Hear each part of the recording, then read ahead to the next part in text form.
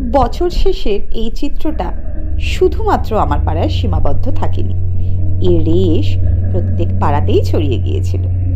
অনেকে আমাকে বলে, আপনার এত গাত্রদাহ হচ্ছে কেন? না ভাই, আমার গাত্রদাহ হচ্ছে না। আমার একটা ছোট্ট প্রশ্ন আছে। আমার প্রশ্ন হচ্ছে, এই সেলিব্রেশনটা কি একটা বছর আমরা সারভাইভ করে এসেছি বলে? আর যদি সেটা হয়ে থাকে, তাহলে কিন্তু ভাই প্রত্যেকটা দিনকেও সেলিব্রেট করা উচিত। আর যদি সেটা না হয়ে থাকে, তাহলে সেলিব্রেশন কিসের? আনএমপ্লয়মেন্টের? খাসির দোকানে ঢুকতে গেলে মনে হয় একটা কিডনি বন্ধক দিয়ে আসি, তার জন্য? নাকি এখনও আমরা প্রত্যেক মাসে ভাতার জন্য অপেক্ষায় বসে থাকি? কোনটা? আর যদি না হয়ে থাকে, তাহলে কিন্তু আমি সেলিব্রেট করব না।